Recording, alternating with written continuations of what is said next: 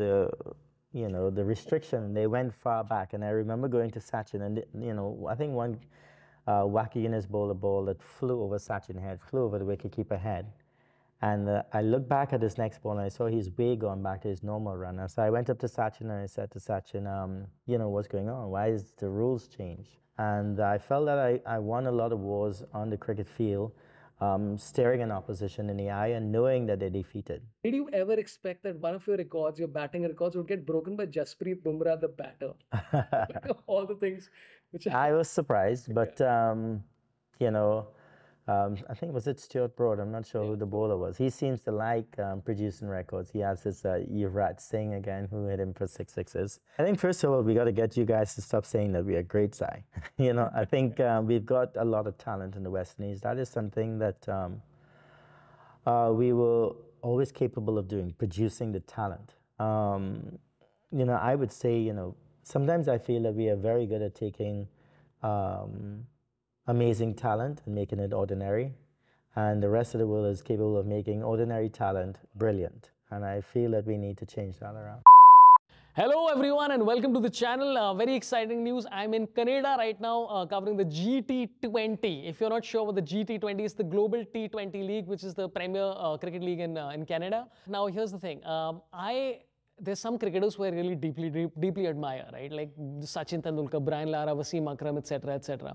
And we've been trying to get Brian Lara into the studio for the last 3 days. He's been very, very busy. Today he came, and I swear I've never felt this amount of anxiety and nervousness interviewing anybody in my life. Like, itni fati hui thi. Like, it's the Ravi Shastri quote back again. Like, I think we did 25 minutes and it felt like 2 hours. I was shitting bricks so much. So, but Brian Lara was very kind. He gave some very nice insights into life, etc. One of my favorite cricketers of all time. And also one of my son's favorite cricketers. So this is a fun episode with Brian Lara. Before we show you the episode, I'm doing a big show in Mumbai on August 26th. So tickets for that are also there. And meanwhile, join a Telegram group and enjoy this conversation with Brian Lara. And at the end of it, let me know what you thought about my nervousness and behaving like a weirdo. Thanks a lot. Enjoy. Yeah, we're rolling? Awesome. All good? Yes, sir. By the way, thank you so much. I'm a massive, massive fan. So I have to get that. And both I have a kid and his friends who play cricket. They're 8 and 7, massive fans of yours. So I listed out all the cricketers that I'm going to be talking to at the GT20, and I said Brian Lara, and they're like, yes. So thanks a lot for coming. I really appreciate it. Not a problem, not a problem. So I mean, of course, there's a lot, about you. 22,000 runs, crazy numbers. And as an Indian fan, this is what we assume. Please correct me if I'm wrong. You're best friends with Sachin Tendulkar. We're okay friends. I think over the years we have great respect for each other. Played against each other many times. Actually played on the same team a couple of times. And we've maintained a great respect for each other. And of course that has grown into mutual friendship over the years. Someone who I love meeting up with whenever we could. As an Indian cricket fan, my assumption is that no matter what you say, we are just going to say your best friend with Sachin Tendulkar. It just suits our narrative very nicely. But you were also my second favorite player to choose on EA Cricket Sports, where you were called B.A. Lawrence. Okay. Yeah. Okay. And Sachin was called S. Tendehar. So I wanted to try a very silly little game with you. I'm going to tell you names of cricketers in EA Sports cricket, and you tell me if you can guess who the player was. This is all contemporaries around your time. J. Crumble. Anil Kumble? Absolutely correct. H. Struck. Can we hear that again? H. Struck. I'll give you a very easy clue. Zimbabwe. Heat Streak? Absolutely correct. This one is slightly easy, but they've written it weirdly. S. Joyu Supura. Wow. You said that was easy. It doesn't seem easy to me. He's another from? explosive left-handed batter who Sri Lanka. Oh, Jayasuriya. Absolutely. Okay. This is a tough one. V. Lexington. You're testing me. Lexington. Give me the country. It's India. India. V. Lexington is India. It's a big stretch. It's VVS Lakshman. It's not connection. There's no connection. That was difficult. Yeah. And this is a teammate of yours, S. Chodapul. Sunarayan Chandrapal. Yeah. And again, a very weirdly written name. So this is because of the illegality of the game, right? That's where you found yourself in your teenage years. Yeah, trying to Okay. play illegally like in some way. But I was also a big fan of Brian Lara cricket. I would actually say Brian Lara cricket was a lot more fun than EA Sports Okay.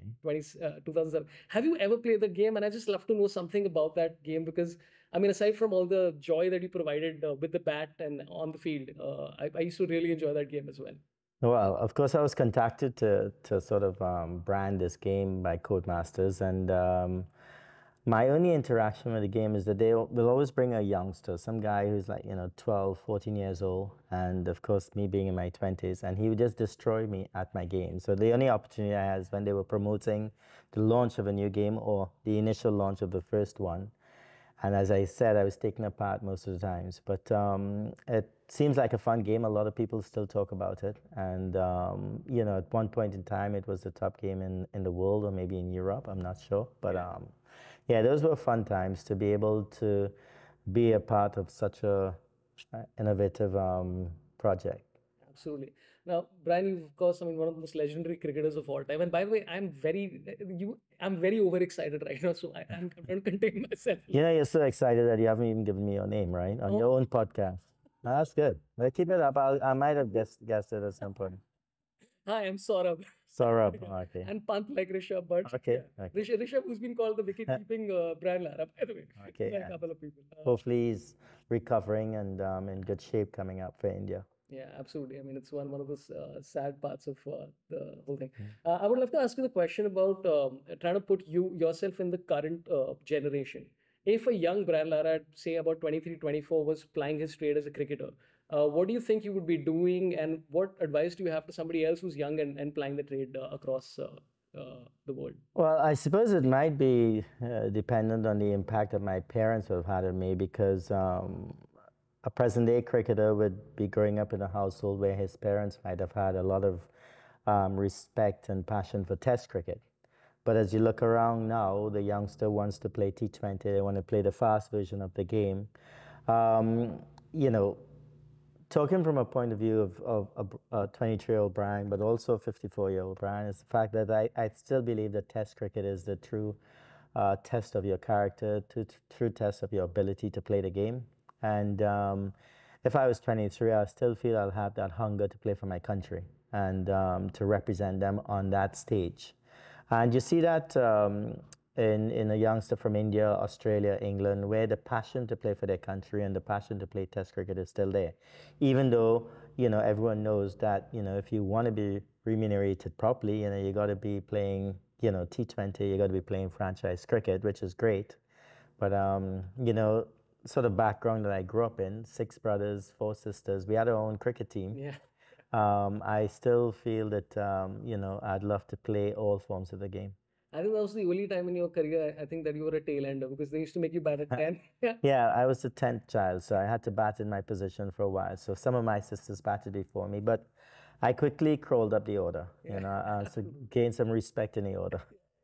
But I mean, talking about Test cricket, I mean, again, it's still as a audience member, it's still the most exciting thing to watch because across 5 days there, and then of course rain comes and intervenes, and Australia somehow retain the Ashes. I would love to know, like, I think one of the greatest sights I've seen is you playing against Murali Tharan in that three-test series. For a lot of viewers who don't know, I think still the highest number of runs scored in the three-test series ever. And you dealing with Murali Tharan, who everybody, barring probably like maybe Sehwag and maybe Sachin, was struggling against. So I want to know when you're playing against somebody of that caliber, how much of it is mental and how much of it is skill? Um, I think obviously when you play at that level, the skill is there. I quickly learned in my youthful days when I got into the West Indies team how strong we were at the time and the reasons why we were strong. Yes, we were physically better at the game, but learning from like the great Sir Vivian Richards and Gordon Greenidge and these guys, you realize their mental strength. You realize how they will take situations and hopeless situations and turn it into victorious ones. So for me, the mental side became uppermost in my mind. Playing against a guy like Murali, if you let him get on top of you mentally, then it's going to be easy for him. And I felt that I won a lot of wars on the cricket field, staring an opposition in the eye and knowing that they're defeated. Not that I am better than them or anything like that, but I know that, they are not up for the challenge, or at that point in time, they'd prefer to be somewhere else. So the mental side of the game for me is the most important. Yeah, I think it was Shane Warne who said that I want to have two wickets before I've reached the stadium. Yeah, I mean that's a good way to look at it, and he would have prepared himself mentally. And you're talking about one of the greatest that ever held a cricket ball. So Shane and Sachin. If you sit down and speak, well, not Shane, unfortunately, but if you sit down and speak to a guy like Sachin, you will know how very important it is to be mentally focused and strong and have great character walking onto a cricket field, because there's a lot of battles out there, mental battles mainly, and you have to succeed in it as your innings go on. Absolutely. By the way, you were, I don't know how many people know this, but you were a junior table tennis champion for Trinidad and Tobago. And Sachin Tendulkar happens to fancy himself as a great TT player. Have you ever faced him in Yeah, we played table tennis together, and that was an integral part of my youthful days, playing table tennis.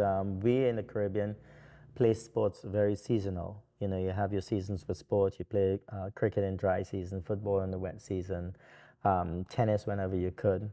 And yeah, I was quite decent at tennis, but I also believe that it played a very important part in sort of my cricket development, because that hand-eye coordination is so very important for cricket. Yeah, my son who's 8 is obsessed with cricket. And whenever anybody's playing football or anything, he's like, no, I want to play cricket. I'm like, just try other sports. And then I cite examples of you and such, and I'm like, they all play table tennis. You must play table tennis. Okay. Of all the records that you've set, because this, like, I went through cricket for, and the number of records is just, it's phenomenal. Did you ever expect that one of your records, your batting records, would get broken by Jasprit Bumrah, the batter?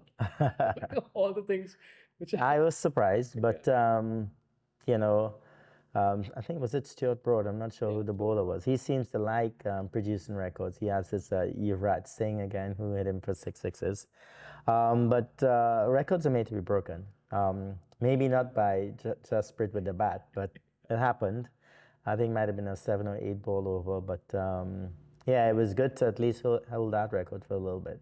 I mean, I'm very happy that I saw both. I think yours is Robert Peterson, 28 runs, which is, I remember seeing that as well. Yeah. And I saw this. I'm like, this is great.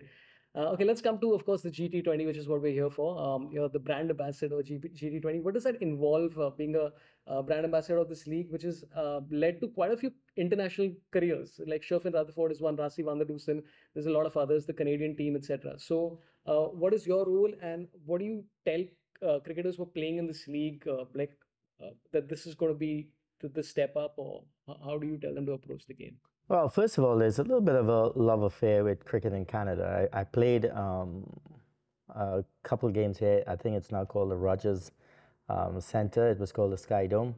And I remember back in the early 90s, we played against Pakistan, who was the world champions, and we had a international team playing against them. And that's one of my first games batting with Sachin. Oh, wow. We played right here. And I played another couple series here, Pakistan, India, West Indies, played a triangular as well. And when the opportunity came, and to understand that obviously 5, 6 years ago when it first started, T20 would have been in full swing in other cricket playing nations. And for someone to invest their money and time in trying to grow the game here, I felt that it was an easy match for me. It's not very far as well. It's on the doorstep of the Caribbean. And we've grown this league as well as we can. Obviously interrupted by COVID and the pandemic for 3 or 4 years. I think what I see this year is great. As an ambassador coming back, you felt, well, what work have they done behind the scenes to make sure that this league will continue being a successful one, especially in the competitive environment that is happening, around this time. There's so much things happening in more established cricket playing countries.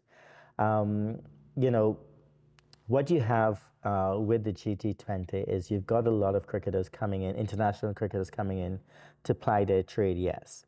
But I think that the foremost or the most important thing is to try to create young Canadian cricketers and getting the best out of them by their involvement in their competition against international stars.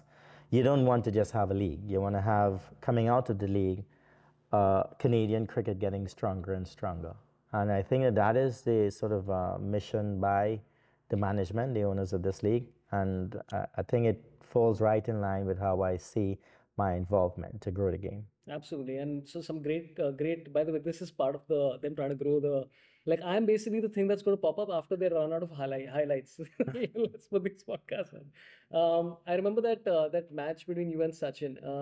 I mean, again, I hate to keep going back to Sachin because I think you both are synonymous with each other because of how great you were at the time you played.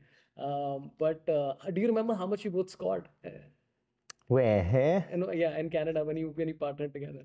Yeah, I mean it was a funny game because we played on AstroTurf, so it was a bit dangerous, when you're playing on that sort of material. And I remember we had some good fast bowlers, Ambrose and Walsh, and a few others, and they sort of limit our run up, to our fast bowlers, so the game wouldn't become a mockery, and guys wouldn't be damaged. And I think Pakistan put on like about 300 plus, and myself and Sachin walked out to bat, and after we hit the ball around for a few runs, the Pakistanis ignored the restriction, and they went far back. And I remember going to Sachin, and I think one wacky Guinness bowler ball that flew over Sachin's head, flew over the wicketkeeper head. And I looked back at his next ball, and I saw he's way gone back to his normal runner. So I went up to Sachin and I said to Sachin, what's going on? Why is the rules changed? And Sachin looked at me and he said, don't worry.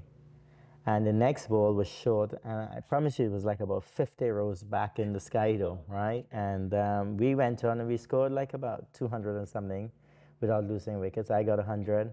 I think Sachin got maybe 80 or 90. And we won that game. But I think Imran Khan, former Prime Minister of Pakistan, he was intent on winning the game. So he broke all the rules to do it. But I think that's where our friendship sort of developed, that point in time. Whereas kids, we were kids, having the opportunity to play together. And of course, the buzz around the world at the time was, this 19 or 18-year-old Sachin Tendulkar and myself coming into a West Indies team that was the best team in the world. There was a lot of buzz around us. So, we never saw our being as something that, sorry. No, no problem.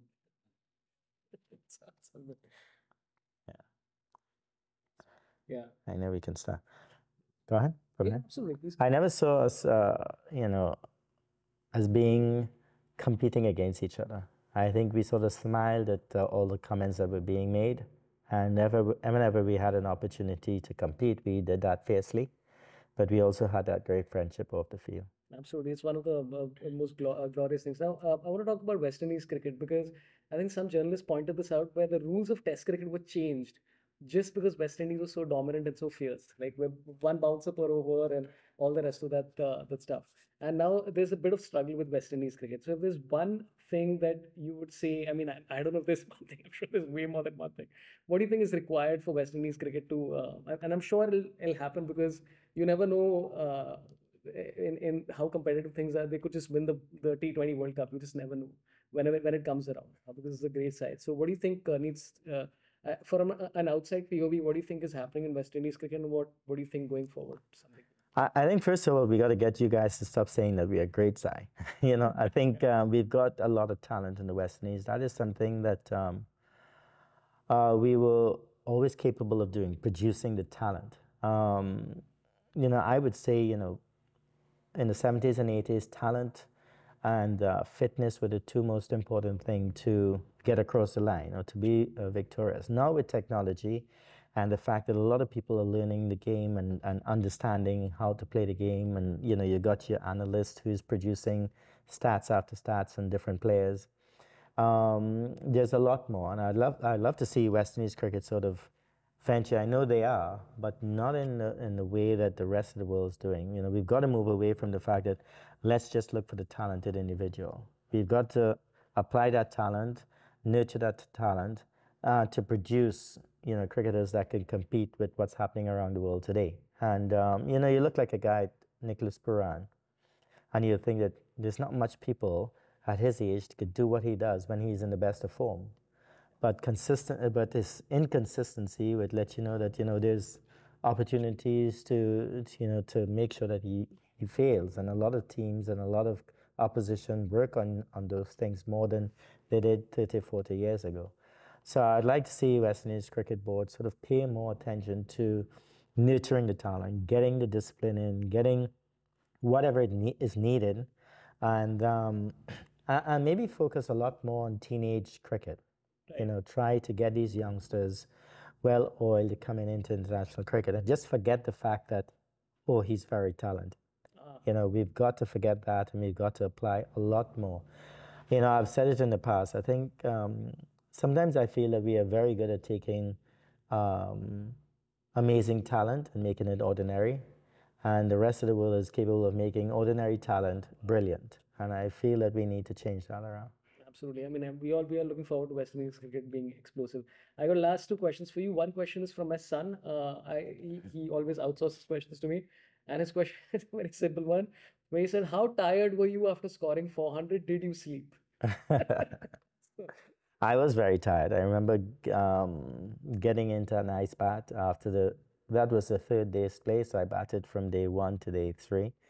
And, you know, just laying in that ice bath, something that I always felt a little bit uncomfortable, you know, 30 seconds, however long they had me in there. I was literally in there for like 3, 4 minutes, just trying to get my body back. But, you know what about something about batting? A lot of people ask, you know, how come you can bat for that long? How come you could concentrate for that long? But it's something that I love doing. And I remembered it started like when I scored at 277 in Australia. Yeah. You know, the joy of batting for that length of time. There was an electronic scoreboard at the Sydney Cricket Ground, and you saw all these names, these great names coming down as yours went up and up and up. And I think I fell in love with long innings. So for me, focusing on 50 or focusing on 100 was never the thing. You know, I felt that if I know the team is going to bat for 5 sessions, I want to be batting for 5 sessions. I don't want to bat for two and leave the rest up to somebody else. And whenever I planned my innings, my momentum was taking me for as long as possible. You know, being exhausted or losing focus was never something that I was interested in. That's the 277 was the one where Carl Hooper ran you out. Why you say Carl Hooper? I got run out. That was about it. I wouldn't say anybody ran me out. Absolutely, that's true. Okay, one last question again. This is an Indian channel, so we have to talk about the IPL. As an Indian, one bowler we've been looking at for the last 2 years with great excitement is Umran Malik, and he played against West Indies yesterday as well. So, what do you think? Like when you see somebody who's bowling fast and at that kind of pace, what advice do you give to them, and what is like for example for somebody like an Umran, and we've spoken about this before. And so I hate to belabor the point, but what do you think he needs to do to get his game to say the level of the fast bowlers like a Haris Rauf or a Mark Wood or all the rest who are bowling that fast? Yeah, I think the first thing for a young man like Umran Malik, there's always that period in your career at the very beginning where you are a surprise to everyone, you know, and being an Indian fast bowler, bowling, you know, the 150 plus kilometers is not slow. It is something that, you know, we are not accustomed to. And so, of course, he'd be a sensation. But very quickly, he will have to learn that fast bowling really does not trouble the best players in the world. You know, you have to have the ability to do something with the ball, be sensible, maybe understand times where you have to throttle back or understand times when you have to up the tempo. And he's very young, and he's got a lot of years ahead of him, but you'd want him to know. I mean, we have had so many different examples. You know, Wasim Akram was raw pace.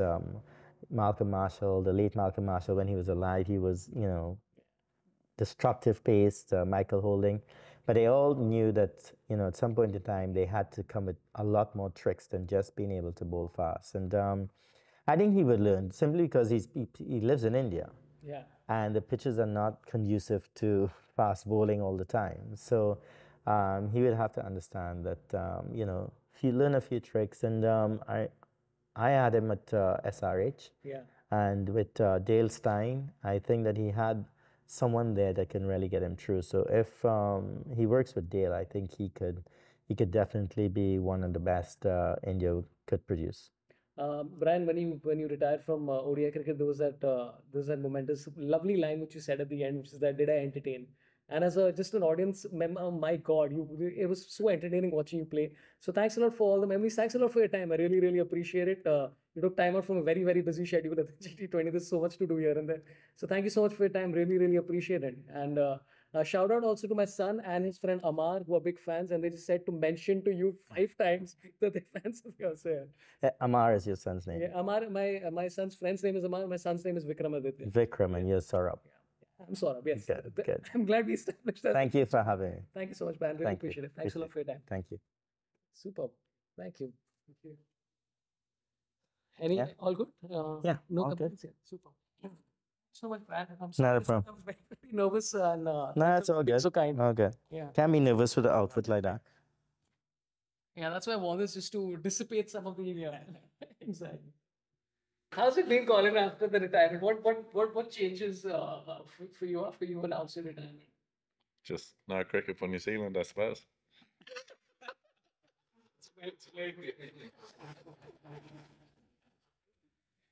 Stupid question and great answer. Ever.